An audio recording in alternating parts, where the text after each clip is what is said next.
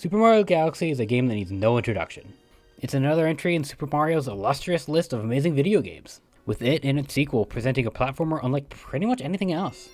In this title, Mario explores the vastness of outer space, flying through planets and galaxies to collect Power Stars, all to rescue Princess Peach and stop Bowser from taking over the universe. Despite this simple premise, the Mario team really outdid themselves, making something I would almost dare to call a masterpiece. The gameplay, atmosphere, and soundtrack all coalesced into one of the highest quality games I've ever played. I've been playing video games for a decent while at this point. Starting on the GameCube and GBA, I've completed hundreds of games of various genres and qualities. Even after more than 2 decades, few games have ever challenged Super Mario Galaxy's title as my favorite. Coming back to this game as an adult has only made me appreciate many of the decisions made for the game more and more. It's not perfect, no game ever is, but this game never fails to make me smile. With this video, I just wanted to go over what makes this game so special to me, and possibly to you as well.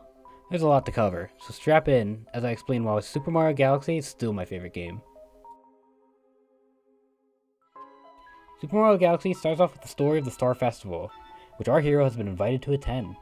We get to control Mario as he makes his way to Peach's castle, and the stars begin to fall all around us. Maybe I'm just a sucker for nighttime aesthetics, but I always found this introduction so beautiful and serene. Of course, the calm can only last for so long. Soon enough, Bowser makes his presence known, and for the first time in his career, he presents himself as an actual threat. The closest we've ever gotten to this is what? Mario Party 5? We see his airships fly in and begin a full-on assault on the Mushroom Kingdom, and holy crap, he's not holding back! That Toad's best friend just got crystallized! And all he can do is watch, as more and more friends are taken from him. Mario's not going to take that city down though. He must make it to the castle to protect Peach. I always thought it was weird how the path bends here, until I realized while getting footage how the path lines up with the one from Mario 64. Neat. As Mario approaches, it's already too late. Bowser summoned a UFO to cut out and pull Peach's entire castle into the air. Barely hanging on, Mario tries to stand, but Kamek quickly puts a stop to this. Within the first few minutes of the game, Mario loses. This is my favorite opening to any game I've ever played. I fully admit that it might just be nostalgia, but from the contrast to the calm to the intensity of Bowser's attack, the beautiful animation and sound design, this intro always gets me hyped to make the journey to stop Bowser from doing any more damage. We're not done though, as Mario wakes up on a strange new planet. This tutorial level is expertly done. We start on a spherical planet chasing a few rabbits while we get used to how gravity affects how we play. We also get to meet Rosalina for the first time, who we'll talk about a little bit later. For now, she gives us a new move, the spin attack. This attack can be used at any time, and doubles as a double jump to help us be more precise. As we use our first Sling Star, the music gets intense. The training wheels are coming off. We're back on another spherical planet, but this time the walkways are much more narrow, as we collect 5 star pieces. The next planet gives us a chance to experiment with combat. You'll likely already know that jumping on a Goomba kills them in one hit, so this planet teaches you how you can use your environment, or simply spin these enemies to take them out. The next planet reinforces this, as these Goombas don't die instantly to a spin, teaching the player that different attack methods have different benefits. If you still haven't discovered that these crystal columns can be spun to stun enemies, this planet is absolutely covered in them, and you have to find a way to defeat the giant Goomba to proceed. This is all wonderful environmental teaching that keeps you in the action. Even when there is dialogue, it tends to be no more than a few lines, keeping the entire game fast-paced and exciting. The level ends off with Mario on the inside of a sphere, slowly expanding the idea of how gravity will be used for the rest of the game. Another cool fact that I noticed while playing this game again is that this is the only time that you're specifically turning all the switches off, as the whole point is to disable Bowser's device. That's nice attention to detail. With the device officially stopped, we collect the Grand Star, a perfect way to end this level. With the Grand Star in hand, we finally get to visit the ever so iconic Comet Observatory. I'll go more into why I love this place as things unlock, so for now we head to the first dome, the Terrace. Domes act as our world map for our adventure, and are a neat way of tying in the environment into gameplay. Each dome contains 5 galaxies, or 4 for the garden, with each galaxy being either a one-off challenge, or are expected to be returned to for 3 core stars, a secret star, and 2 comet stars. Each dome also has an additional level, unlocked by feeding a hungry Luma Starbits. Oh yeah, Starbits! Being on the Wii, Nintendo wanted to use the Wiimote to its fullest. This resulted in a collectible that can be easily gathered by pointing at the screen and using your cursor. I think this was the perfect marriage of features. Collecting Starbits is satisfying and easy, merely needing to slightly rotate the Wiimote as you simultaneously control Mario. They're also everywhere, so though they have a lot of value in feeding hungry Lumas, not so valuable that you will be upset to miss a few. Typically, it's just another way to keep you interested as you explore or travel across each level. Speaking of, both Good Egg and Honey Hive Galaxy are amazing early stages for the player. Good Egg Galaxy immediately introduces new shapes that affect Mario's gravity.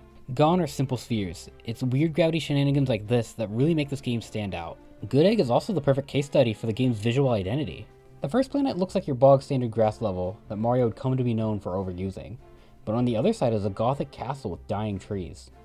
Go into the Golden Pipe and you're in a brick wall enclosure. Go to the next planet and you're on a rotting peanut with boulders.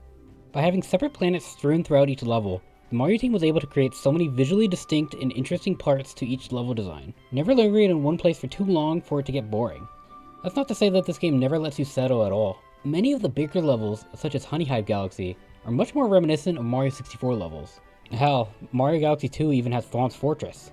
These levels are generally slower paced, focused more on slight exploration, albeit much more linearly. It's also in Honey Hive where we get introduced to the best power-up in the game, Bee Mario. This shroom allows Mario to fly for a short time and climb Honeycomb. It's not anything too crazy, but it's always useful and I always enjoyed playing with it. You also discover that these bugs that were definitely afraid of Mario are now attracted to Bee Mario, which, Ah, I see it now.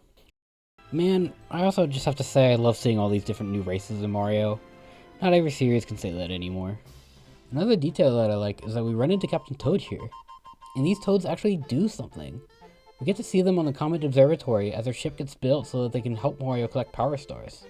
And yeah, you'll see them help in the later levels. The Mario team didn't have to do something like that, but the fact that they did adds so much charm in my opinion. I can't say that the small galaxies in this dome are as interesting. Flip Switch Galaxy provides a nice quick challenge where you flip all the switches, as surprising as it sounds. In Loop-de-Loop Galaxy, well, we'll come back to that one. I really like Sweet Sweet Galaxy. All of the Hungry Luma galaxies tend to be a bit more challenging, and this one is no different. It's just such a creative idea to have Mario platform across these scrolling cookie cutouts. And the escalation as the shapes and scrolling gets more dynamic, mwah, chef's kiss. I also really like Mega Leg. Probably more so for the spectacle than the fight itself. You fly over to the next planet not knowing what you're going to face, and all of a sudden there's this giant mech bigger than the entire planet itself. I would say that this fight is disappointingly easy, but I remember little Baby Bee playing this game for the first time, really struggling to get a cycle bullet build through the defenses. I love how all the lights turn red when you step on, and you know that they know that you are there. And then the alarm blares as you break through the first defenses, and the music starts back up. It's so good. I just love all the little details put into this game. With our second Grand Star in hand, we unlock our next dome, the Fountain. This is when I believe Galaxy really starts coming into its own. Both Space Junk and Battle Rock Galaxy help represent the game's range and mastery in tone.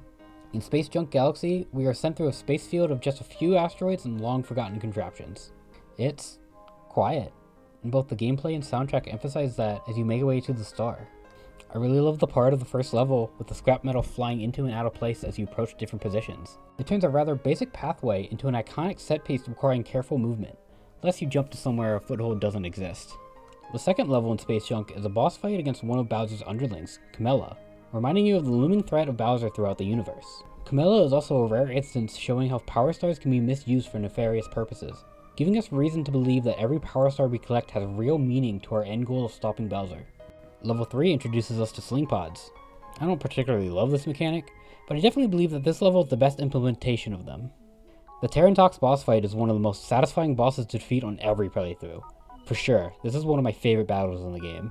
Speaking of, Battle Rock Galaxy. I don't have nearly as much to say about this one, other than how effective it is at showing the other side of space as a genre in media. Where Space Junk Galaxy has more of an emphasis on the calm serenity of outer space, Battle Rock is the epitome of the epic sci-fi space adventure. Almost immediately, we send our saucer straight through a gauntlet of lasers and cannon fire, culminating in using the enemy planet's defenses against them to obtain your prize. Each level here tends to have at least one flashy set piece as you make your way through it, except the Secret Star. Battle Rock's garbage dump is aptly named, that's for sure. I wouldn't call it a bad star, but I definitely don't look forward to doing it. As it stands, it acts as a relatively quick break from the main game. I won't knock that it tries an interesting idea with bomb throwing.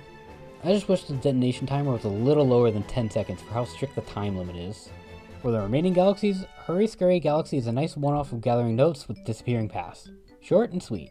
Rolling Green Galaxy is the introduction to ball rolling levels, and just to rip the band-aid off now, I don't really care for the more gimmicky levels in this game.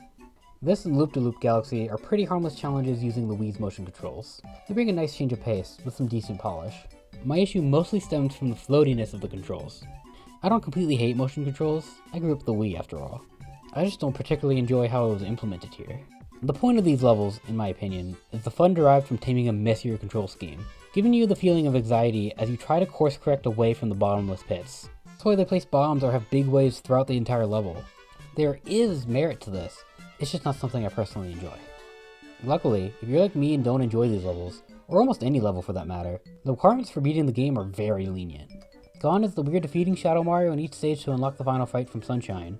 Galaxy takes the 64 approach of needing to defeat a few key bosses from each hub area, and a minimum of 60 stars collected. On the chance that you don't like half the game, Galaxy will provide little resistance if you want to skip half of it. With all that said, we'll come back to it when it's more relevant again. We still have 2 more levels for this dome. Sling Pod Galaxy is another Wii gimmick level. Yippee! Like stated earlier, I don't love the Sling Pods as a gimmick. I do prefer it over the ball and surfing though, since it feels like I have much more control over what I'm actually doing. I just need a little bit more patience. I actually really like the pole stars.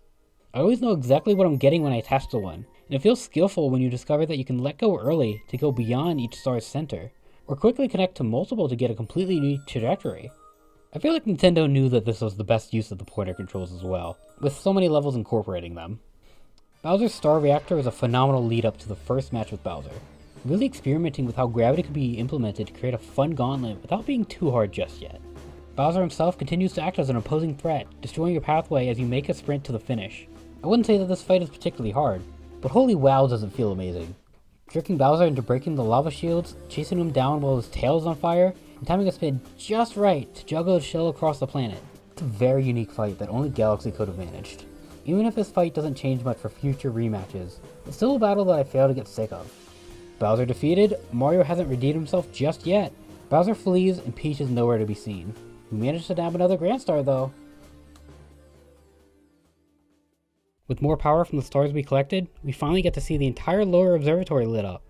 I always enjoyed how the game teases you with what's to come, using pitch black textures for the later worlds, and slowly powering them all on gives a very satisfying feeling of progression.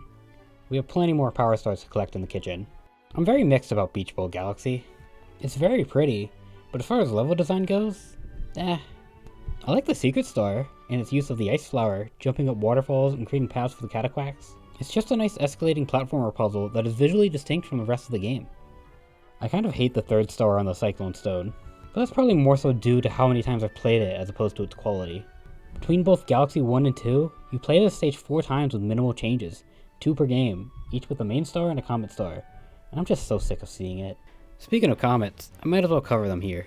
As you progress through the game, some of the previous galaxies that you have already played will begin to have a comet in their vicinity. These comets act as a remix of sorts, adding a predetermined 1 of 4 challenges to a specific level. It could be a speedy comet, giving Mario a limited amount of time to complete the level. Maybe it'll be a cosmic comet, where Mario is challenged to race a shadowy version of himself to the end goal. It could also be a daredevil comet, forcing Mario to beat a boss without getting hit a single time. Lastly, the fast fill comet, which simply makes the foes like toy boxes move faster. There's also the purple comet for every big galaxy, but that'll be discussed with the rest of the postgame.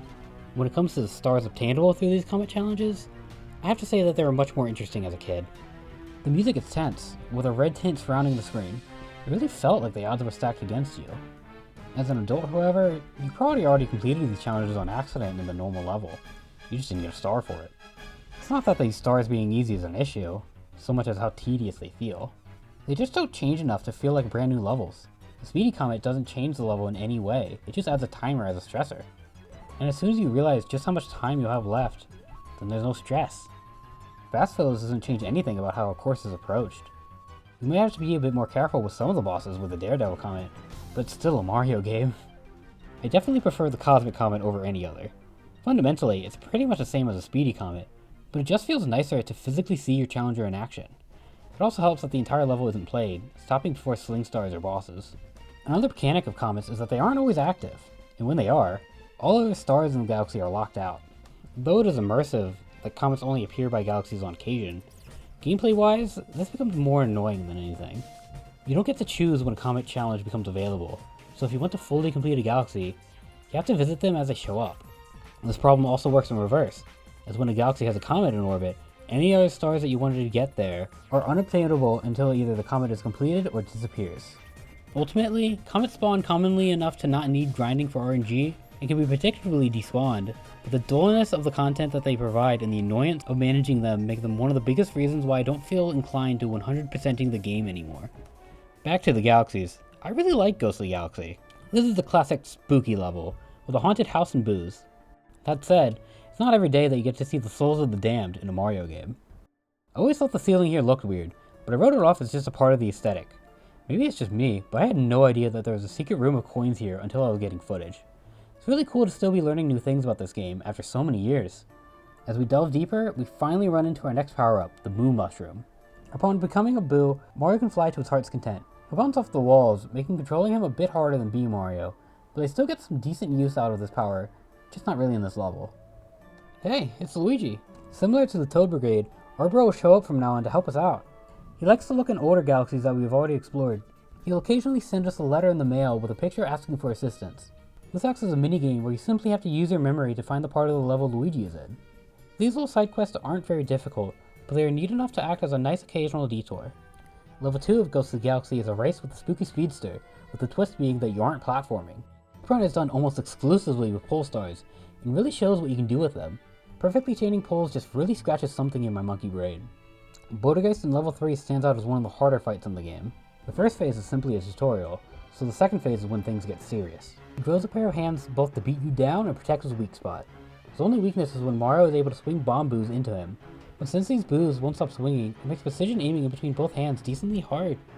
You can also defeat Bouldergeist by taking out the hands first, but they re-go back if you're too slow. Overall, it's a really fun fight with a couple of different decisions to make, and a really great aesthetic. Even the secret star of this galaxy is phenomenal. This is the first time that you get to see geometry phasing in and out of existence, leaving you behind if you can't keep up. It's a very unique gimmick for a level, and stands out even among other main galaxy stars. Despite being a single star galaxy, asterisk, Boo Base Galaxy is certainly one of the most iconic levels in the game. From the music both in and out of water, to scaling the giant tower, to the water sphere in the sky, it's all just so memorable and high quality. It's no wonder why one of the secret green stars were hidden here. See, there's 3 green stars in the game, which upon collection unlock 3 brand new levels. That's a really cool reward for going the extra mile to hunt these down. Unfortunately, I wouldn't particularly call these new levels good. All 3 of them are Wii gimmick levels, with harder versions of the ball and surfing levels taking 2 of the slots. Where the originals were pretty harmless, this is where I get a bit more annoyed with their mechanics. When I fall off the edge of Loop-de-Swoop because a wave shot me into the air again, it starts to feel like I need good luck rather than just getting good. I can admit that it's a skill issue, but it doesn't make me feel any better. I don't want to actively fight the game just to stay on the course. I just simply don't have fun with these levels, and I no longer find collecting the green stars worth it anymore. That's not even to mention the 3rd level, where you point at the screen to blow a bubble around, and it just keeps going, easily becoming one of the longest levels in the game. If I had to say my least favorite level in Galaxy, this one wins, no contest. As it so happens, the other level in Dome 3 is also a bubble blowing fun time. At least there's a skip that you can attempt, fail, look up a tutorial, still fail, cry a little, and succeed to skip half of it. I had to go back and write and record this part for Drip Rock Galaxy, which probably isn't a good sign for its memorability. Just grab the shells and kill the eels. This is more of a tutorial for the slightly more interesting Bonefin Galaxy, being an oddly placed prerequisite according to the Super Mario Wiki. The boss of this dome is Bowser Jr., and he has a new airship to shoot you down. He's pretty easy. I think the second phase, where Bowser Jr. turns the ship frontwards to make it harder to hit, is pretty clever. But beyond that, the fight will be over pretty quickly. With his defeat, we can officially collect our 4th Grand Star. Before we head to the 4th dome, I'd like to cover a little side room that really stood out to me, Rosalina's library. When you walk into this room, you encounter Rosalina preparing to read a story to her Lumas. Though it's never directly stated, it's very obvious that the story is about a younger Rosalina, and how and why she became like a mother to these baby stars. You won't get the entire story right away though, as new chapters will only be unlocked as you progress through the game. It's interesting looking back at this from when I was a kid. When I was really young, I refused to read anything in video games. Reading was for nerds, and I typically wanted to get straight back to the action. It's what kept me from enjoying TTYD, and led me to return the game to a Ford Frogger or something. I'll never forgive him for that. Even back then though, Rosalina's story still stuck out. I don't remember if I really understood any of it, but something about the music, art, and emotion on display made me come back every time a chapter unlocked. Her story is very unlike anything else in the Mario franchise. A little girl lost her mother at a young age. She's very quick to run off to help others, pretending everything is fine, but sometimes the cracks start to show. She's a kid, and she's alone. Well, not necessarily. Her kindness kept her close to a Luma, soon to be many Lumas as they continued to explore the night sky. She found a family to prop her up, and friends that she could see flourish. These Lumas too will leave one day, but that doesn't mean their encounters were any less important. The pain never goes away completely, but that's why making the most of the time we have together is so important. Rosalina carries her mother's legacy of kindness into the future. I'm sure she would be proud. For my sake, I'll leave it there. I just want to say that especially as an adult, I'm really glad that this story made it into the game. It feels so sincere and so special. I don't believe that Super Mario Galaxy would be the same without it. Our next dome is the bedroom. The rest of the domes in the game have 3 main galaxies as opposed to the previous sets of 2, so I feel like the latter half of the game tends to stand out a bit more. This includes Gusty Garden Galaxy, where we get to ride the wind on dandelion seeds from planet to planet. The first level is a bubbly romp through the skies, ending in a solid bunny chase to cap off this feel-good adventure. Also of note here is the boss of level 2, Major Burrows. I don't believe I mentioned it yet, but every single big galaxy has some kind of boss fight. And they don't suck, which is kind of an accomplishment for mainline Mario. Sure, many of them have slightly harder rematches, but none of them are as brain-numbingly boring as the Koopalings, so I tend to have a good time with all of them. I think a part of that is with the amazing sound design. Major Burrows is incredibly satisfying to take down, viscerally reacting to everything Mario does. Did you know that you can escape death by collecting a coin with your corpse? I wonder if the devs purposely designed it that way, or if it's just a consequence of needing to be on solid ground for the death animation to play. Regardless, we were able to stop that overgrown mole from bullying the bunnies and claim another Power Star. The gimmick of Freeze Flame Galaxy is probably pretty obvious. You got the Freeze in level 1 and the Flame in level 2, with a mix of both elements found in level 3. This is also where the Ice and Fire Flowers are used the most. I already showed off the Ice Power up earlier, so the only thing to note here is how it can skate across lava. Fire Power isn't quite as useful, mostly being regulated to awkwardly lighting torches. Taking out the urchins here is still fun though, but you can definitely feel the time limit towards the end. Dusty Dune Galaxy is mostly fun, with the exception of level 2. Both stars 1 and 3 play with ascending and descending towers, which works pretty well for Mario's moveset. I will say that the control in the Seeking Pillar is pretty rough, with the forced perspective messing with Mario's movement around corners. The last green star was also here with a maze of rising and falling sand, providing a decent challenge as Mario collects 5 silver stars. Like Beach Bowl, level 2 is a mediocre level mostly hurt by how many times you have to replay it with minimal changes. Both the Speedy Comet and Purple Comet appear here, making the length of the level quickly begin to drag. The design itself is fine, it simply overstays its welcome. Honeyclimb Galaxy is a fairly basic level, challenging the player's ability to navigate Honeycomb with the B power-up. I don't expect this to be anyone's favorite level, but it gives solid purpose to a decently underutilized mechanic, easily bumping the power-up itself a few tiers. Big Mouth Galaxy is kind of weird. You start right next to the chest with a star in it, and are tasked with diving deep and returning with a golden shell to open it. I honestly forgot that you're supposed to gather star pieces to get to the upper layer of water, since it's pretty easy to just jump up there. If you do this though, the level becomes an extremely quick fetch quest. At least Captain Toad is a nice surprise. Bowser's Dark Matter plant introduces us to pools of dark matter that will instantly rip Mario apart upon touch. The level also acts as solid escalation of the gravity switching introduced last time, testing to see if you have learned the lessons necessary up to this point. The lead up and fight with Bowser are similarly escalated. Apparently you can deflect Bowser's spin with your own, but the tried and true strategy of running away is far easier and consistent. Still a fun fight regardless, and an easy final Grand Star before unlocking the final fight. Technically, if you have enough Power Stars, you can go straight to the last level of the game upon repairing the engine room, but for the sake of pacing, I want to push that back just a little bit further. On a casual playthrough, I would expect most people would still need to gather a few more stars, so the engine room was a nice collection of galaxies to finish that out. Gold Leaf Galaxy is fairly familiar if you've been paying attention. It certainly tries to be more than a simple acid flip of Honey Hive, but how effective this is probably differs from player to player. Personally, I feel like they did a decent job. There's a clear distinction between both galaxies, both in aesthetic and gameplay, so at the bare minimum I've never confused any of the levels between the two. You spend a lot of time exploring new additions to the area, making each star fairly unique in the grand scheme of things. Visually, Sea Slide Galaxy is another very iconic set piece for the series. That said, its gameplay is very repetitive, making it one of the weakest galaxies in the game. Star 1 has you racing to keep up with Guppy. Star 2 has you racing a bunch of penguins. You'll never guess what the Comet Star is. At least Star 3 isn't a race. but after going in a loop so many times, there's very little left to explore while gathering the silver stars. I fully admit that the titular sea slide is pretty cool though. Up next is Hurry Scurry Galaxy again, almost verbatim. Except it's actually the secret star for Sea Slide for some reason. It's kind of interesting that you get to use the cannon to get there instead of the Sling Star after defeating the Hungry Luma, but beyond that, it's just a slightly harder repeat. I've been a bit negative about this dome so far, so I'm happy to say I thoroughly enjoyed Toy Time Galaxy. Yeah, the spring power-up sucks, for the same reasons I brought up with the motion gimmicks. And yeah, you're already fighting the same old turret boss again, and not even for the last time.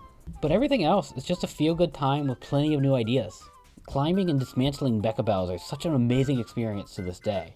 And trekking across a disintegrating 8-bit Mario was such a fantastically executed level that I actually don't mind returning for the Purple Comet here.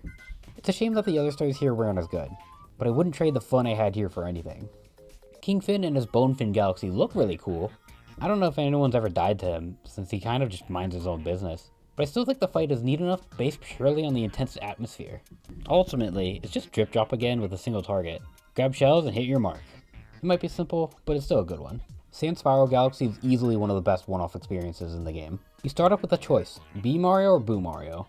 I made the obvious choice, and... So we choose Boo Mario for his infinite flight, and I'll be honest, I think there's enough art of this one. In all seriousness, everything about this section greatly complements the pros and cons of each power. Bee Mario needs to collect coins to make the distance between rest points, so coins are placed precariously to make things interesting. Boo is probably the easier of the two, but getting careless around the lights or other boos could easily knock you down. We're still not done though, as there's one more power up at the end of the tunnel. The Rainbow Star greatly increases Mario's top speed and temporarily makes him invincible for a short time. In this level, you get the opportunity to weave between non-solid ground and floating mines at high speeds, or just jump straight to the moon. That's cool too, I guess. Like the previous domes, the Engine Room 2 has an end boss, but I wouldn't be surprised if many people forgot who it was. King Caliente is back for his revenge, who we defeated all the way back in Good A Galaxy. The fight wasn't bad back then, and it surely isn't now, but it can be a bit disappointing to have such a major boss slot be filled by a random boss from the early levels. I know Bowser was reused earlier too, but this fight almost feels out of place. I doubt this was the vision that they had for this level originally, especially considering how the next dome doesn't even have a big boss at the end. Regardless, that's another Grand Star. I debated if I wanted to push this section into the post-game, but since it's very much accessible before then, I might as well finish the final dome here. Since there's no boss at the end, something about this dome always fell off to me. I guess it just doesn't have any sort of finale, so you can never get any closure here. The galaxies still maintain a good amount of quality, so I don't want to use the word unfinished. Deep Dark Galaxy is another weird one. It's got a bit of a spooky motif, but besides the Camilla rematch and the vacation interruption, there's not too much interesting that I want to talk about here. I do think it's really cute how the Toads set up their defenses with typical beach equipment, and I think that the shrinking gate planet is a really neat Easter egg. There's not as much cohesion here, but it's still a decent time. The best way to describe Dreadnought Galaxy is a souped up version of Battle Rock. Quite literally. You have the Otter Scrolling Cannons, Mechanical Gravity section, Top Maniac, and once again, the Dreadnought Garbage Dump is quite aptly named. If you like Battle Rock, you'll probably like this one. Multi-Molten Galaxy is the last multi-star level we have to cover. I think this is a really fun one, flying out of an active volcano, sending the tower as lava rises, not you, and taking on a much harder Dino Piranha from the beginning of the game. Okay, I'll be fair with the final ball level. It's fine. It feels a little sudden to randomly pop up at the end of Star 2, but it provides a decent challenge for something that we haven't seen in a while, and I'll admit it looks really cool to trek across a tube of lava. Remember that mechanic from Ghostly Galaxy's Secret Star? Matter Splatter Galaxy gets the privilege to expand on that one last time, and it's just as amazing here. The Spring Power Down also makes one last showing, but I have to say this is one of the better uses for it.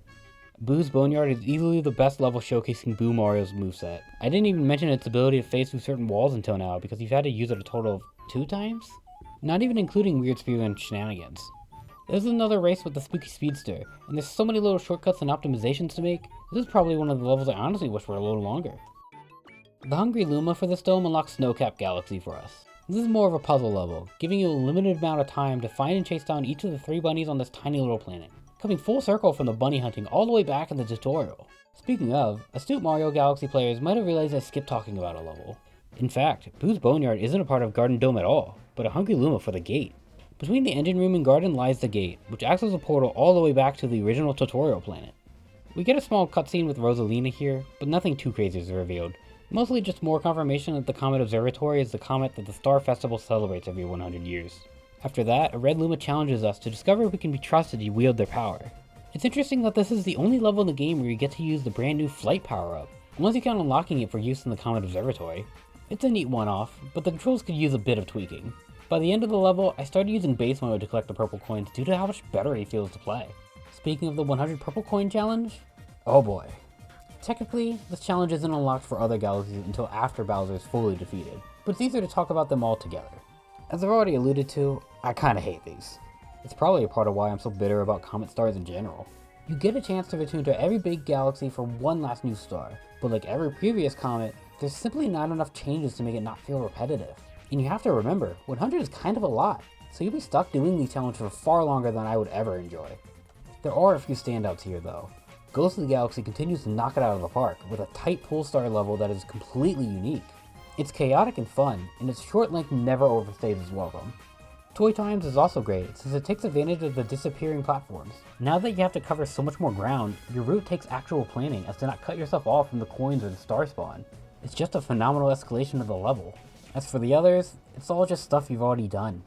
What made these so much better in Mario 64 and even Sunshine was that they were a part of the levels that you were already playing. It incentivized fully exploring levels the first few times through, and at almost any point you could collect the 100 coin star and get straight back to what you were doing. Galaxy segments these off completely, making collecting these not feel nearly as natural. Additionally, many of these levels have exactly 100 coins, meaning missing one leads to either a complete reset or scouring the level for many more minutes. It should mean something that the only purple comments that I liked made the choice to have 150 coins available. I think it was also just a really bad choice to save these all towards the end. It could just be how I play games, but since I tend to have all or almost all of the base stars by the post game, the purple comments would all need to be done in bulk. I simply don't have the patience to play worse versions of the levels that I've already played for so long. I'm glad we don't have to end on such a low point, because there's one last major level to go over. Bowser's Galaxy Reactor, aka the fate of the universe. When the engine room is fully powered, the Comet Observatory can once again transform to fly throughout space. We know Bowser is holed up in the center of the universe, so that is our destination. I've briefly mentioned the sound design and music a few times previously, but I just need to give it the attention it deserves here. I don't think I've ever played another game where I could tell you exactly where every song in the soundtrack is played. It's background music after all, so all it really needs to be is decent background noise. Super Mario Galaxy refuses this idea, sitting front and center in every way. Its orchestral tones are easily one of the most iconic in all of gaming. Even on the off chance that you've never played this game, I'm almost positive you've at least heard the music around. I know I've certainly enjoyed recognizing it across YouTube reviews and video essays. It's one of the go-to tracks, because it's just that good. There's so much variation too, so no matter what, you'll be able to find something for whatever mood you're in. I'm very untalented when it comes to audio, but even I can recognize a delicious dish. So when I say the final melody perfectly encapsulates one last epic lead up to the final battle, I can attest just how fantastically executed the whole thing is. The level begins with a brand new mechanic only seen here, seeing how quickly the player has learned to adapt to the game's scenarios. Each of the next planets tests your mastery over all the elements already introduced, platforming across lava, skating over ice, and trekking through sand. Temporary blocks and gravity shenanigans also return, before landing you in a tube of lava and bullets. Despite so much happening so quickly, this has been what Mario Galaxy has been so great at implementing since the beginning. Only Galaxy could blend so many different ideas so seamlessly with its system of planets. There's only one last staircase between Mario and rescuing Peach. Bowser's not going to give up now. Remember those boulders from that rotting peanut 20-something minutes ago? I hope so, because Bowser doesn't waste any time attacking. This phase is all about positioning and timing your spins just right.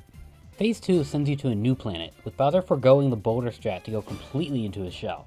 It's a good thing these little tree things are here to help us out. This presents a nice risk reward system, as missing Bowser with these sling trees will hit you back, stunning you for Bowser to retaliate. It's neat how both these elements are naturally taught to the player, even if you didn't figure them out earlier in the game. Phase 3 takes both you and Bowser to the center of a forming star. This planet is just like before. I guess Bowser didn't actually learn his lesson. But also like before, he continues to make things harder for us. Each move is longer and harder to dodge, and knocking him down will take more effort. The course rises as he becomes vulnerable one last time, and with a final spin, Bowser can stand no longer. He falls into his creation, an event of his own ego, and officially loses once again. Mario stands victorious, redeemed, with Peach by his side. But things take a turn as Bowser's star collapses. Stars don't just disappear, they become black holes, sucking and destroying everything. When all seems lost, the Luma we were gifted in the beginning jumps from Mario's hat. Despite never really getting to know them, they've been there for you. Every spin was their gift, and a reminder of the connections we made. They have one last gift for Mario and the rest of the universe. The destiny of a star is to be reborn and make something new. And so, as this universe collapses, another wish is granted. Rosalina appears one last time. Her speech is a bit cryptic, but what is important is her explanation of stars and stardust. All throughout the game, we get to see Lumas grow up and transform, and it is their sacrifice that lets Mario and the others progress and live their best life. Growing apart is seen as something both necessary but beautiful. For the brief time that you had with each other, both of your lives were irrevocably changed. The cycle of life continues, but the cycle never repeats itself in quite the same way. All new life carries this essence, even all of you. Mario has returned to his planet. The princess is saved, Bowser is defeated. The universe has been reset to square one, with one change. The memories of his adventure and the kindness and courage Mario has shown has touched so many galaxies, completely changing their course in space. As he welcomes this new galaxy, the credits begin to roll. With such a sweet ending, we're just about done. I think part of what makes this game so special is that it feels like it wants to say something. Galaxies 2 is still an amazing game on its own, but it just doesn't have the same emotional connection. Maybe nostalgia plays a big part in all that, but I hope my rambling helped explain at least some of why I love it so much. The only thing left to mention is a victory lap level and playing as Luigi. At this point, you can play another campaign as Luigi, but beyond a few minor movement tweaks, it's basically the same adventure. Grand Finale brings you back to the castle gardens from the beginning of the game to collect 100 purple coins, but even I can admit that this is still a pretty neat reward for collecting all 120 stars. It's cool to see all the different faces that you met on your adventure one last time. Unfortunately, if the game has taught us anything, this moment can't last forever. Before we collect the secret 121st star, Toad has a letter for us. If we return to the Wii menu, we get to see a letter from the dev team. Just another detail that they didn't have to do. With that, that's it. I hope I did the game justice for how long I've wanted to gush about it. It's still my favorite game, and I'm curious if anything will ever top it. Maybe one day, but for now, the cycle of life continues, just never in the same way.